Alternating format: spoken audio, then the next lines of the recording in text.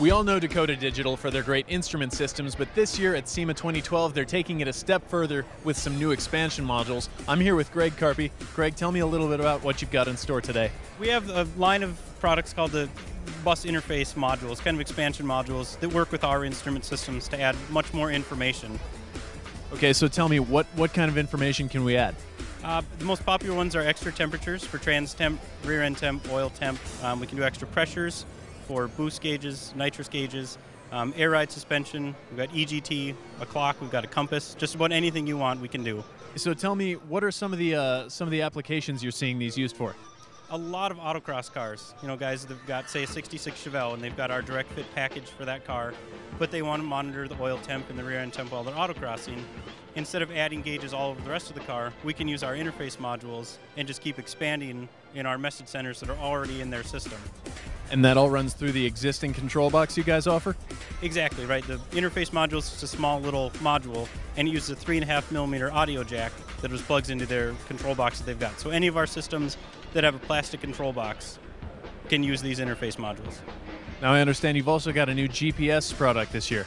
Yes, yeah, GPS has really become kind of a big deal for hot rodders, you know, the race transmissions that don't have a speed output, and just kind of the cool factor of it. And we looked at some of the other ones on the market.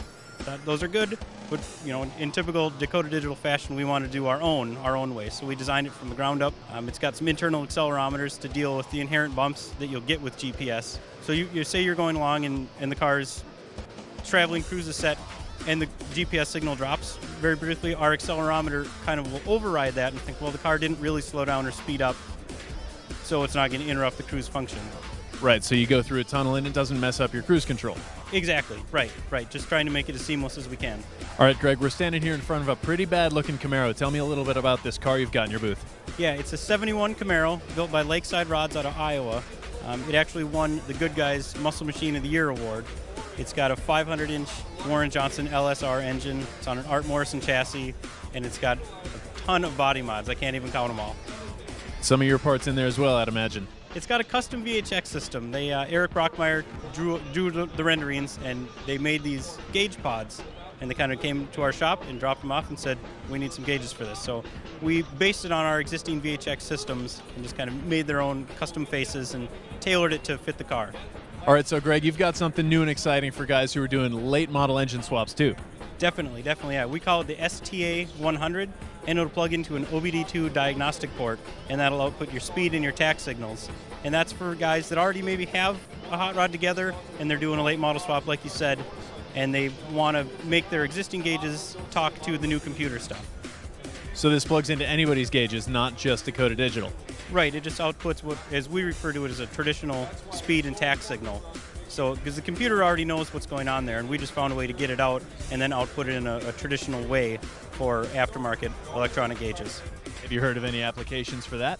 I get a lot of sighs of relief when I tell them about it. Like, oh, that would be great. You know, that was what I was worried about with my whole swap here with my truck, and it solves a lot of problems. Very cool. Well, it sounds like a lot of expansion opportunity, but it's still very simple. Yes, very, very simple. Just with that audio jack, if you do multiple modules together, they daisy chain together, and then it's just one plug to the main control box. So it really streamlines the process. Cool. Greg, where can we go to learn more about this? www.dakotadigital.com.